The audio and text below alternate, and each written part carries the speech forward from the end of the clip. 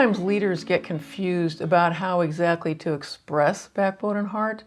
Either they're having some kind of a reaction to doing a new behavior in how they're communicating with their teams or their peers or their boss, or they feel challenged by the beliefs that they've been holding about doing a behavior that's going to be new for them.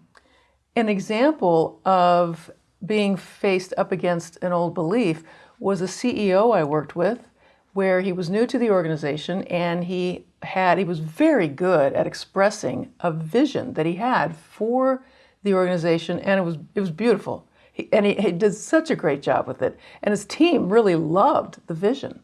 But it turned out that there were areas where they were not performing well and not performing in a way that would get them to achieve the vision. And this leader was unable to do anything but restate the beauty of the vision. It took some exploring with the CEO in terms of what made it so difficult for him to be direct with his team, particularly in areas where he had to tell them where they were not performing well. And he said, well, if I do anything like that, I'm going to, in his words, sound like the SOB that my dad was. He had somehow confused the need to be direct and holding fast to expectations with the harsh and cruel tone of his father from his childhood.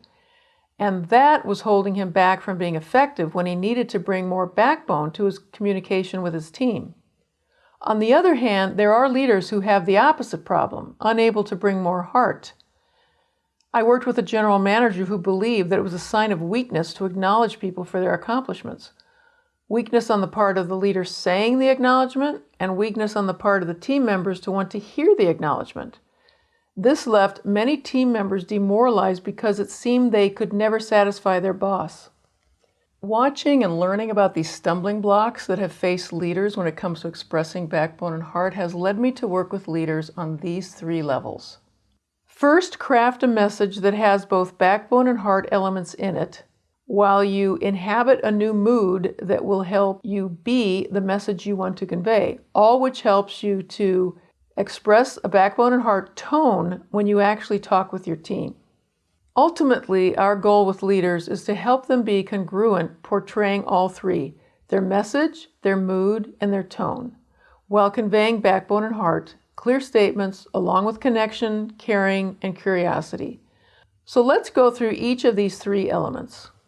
Regarding messaging, the leader's first work is to clarify what they need to convey in this particular moment. Is it backbone, an expectation, an opinion, a decision, a preference, a disappointment, a consequence?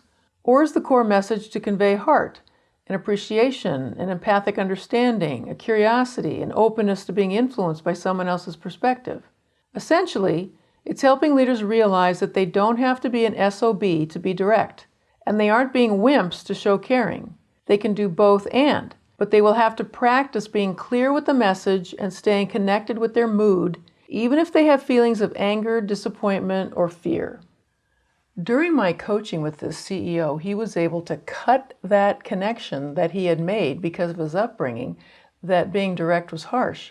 But actually, that's not necessarily true.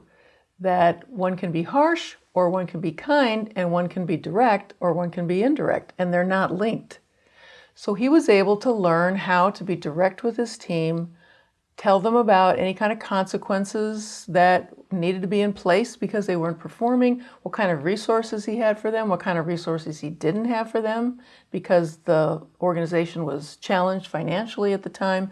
He was able to really be direct with them, which was great because leaders who aren't direct can stunt their team in other ways. Here he was afraid of being harsh and stunting him in that way, but to not be direct kind of keeps teams from holding themselves back because they're not clear what the expectations are or what their degrees of freedom are. Now, it's one thing to know what you are going to say, but it's quite another thing to be in the mood to deliver what you're going to say authentically. People can pick up in a nanosecond when someone is saying one thing, but their tone conveys something else, sometimes the opposite of the words coming out of their mouth. They then start making a number of assumptions about the person's tone that aren't anything like the message the speaker is trying to get across. Some of these assumptions are, you're hiding something. You don't believe in what your boss wants us to do either. You're not really going to deliver any consequences. You were going to do this anyway, with or without our input. This has been studied extensively, and it's probably embedded in some very ancient wiring in our humanity, that a clear message will fall by the wayside because people believe a speaker's tone much more than they believe the words. Tone trumps words every time. Why is this particularly relevant to executive coaching?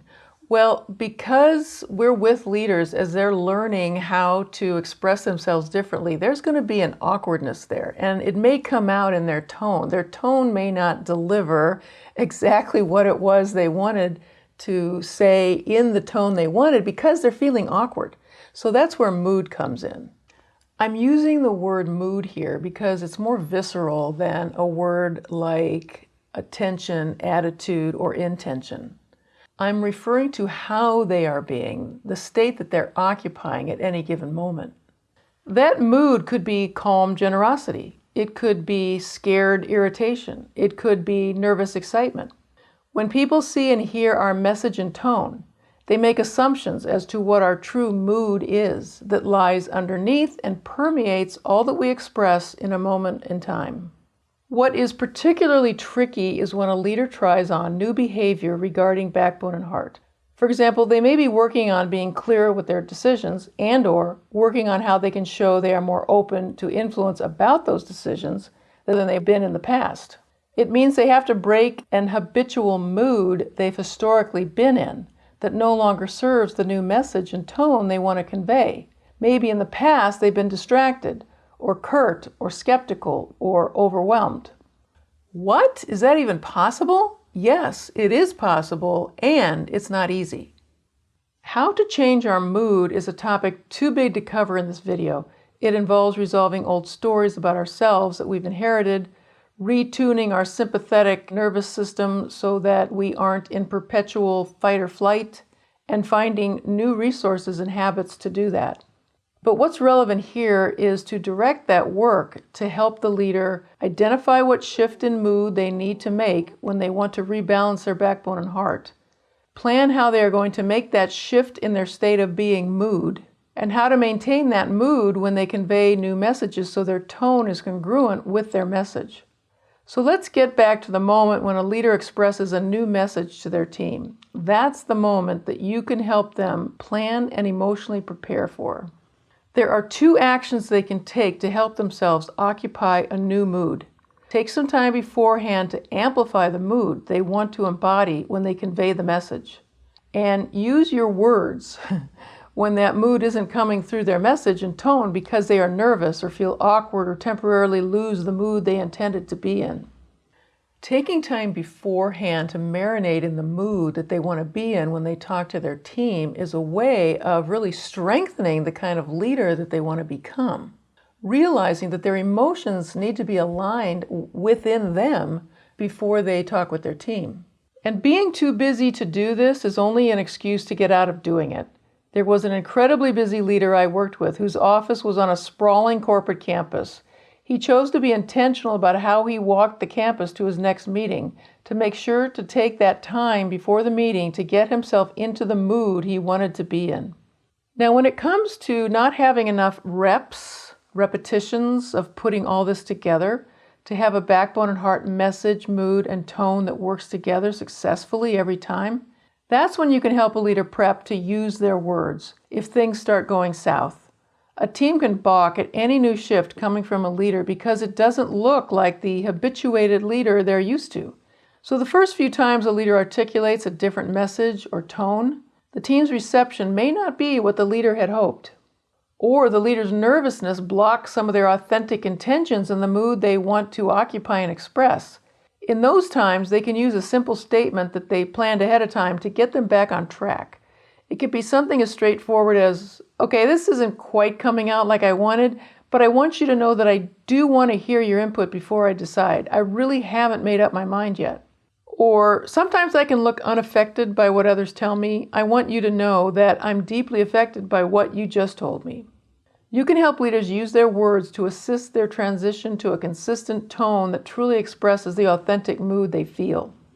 In terms of the CEO I mentioned earlier, once he got clear that his mood was very different from the mood he experienced from his father, and he identified the shift he needed to make in his message, he was able to let people know his expectations of them when they were not meeting those expectations.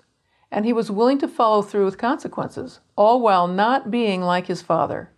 And he was able to experience a difference in himself. He finally had a way to fully occupy both sides of backbone and heart and feel good about himself while he did it. Once he understood that he could be both direct and continue to be the caring person that he was, it became an adventure to him to be able to be direct and not back down from hard conversations. And he grew proud of himself to be able to stretch and communicate both backbone and heart simultaneously.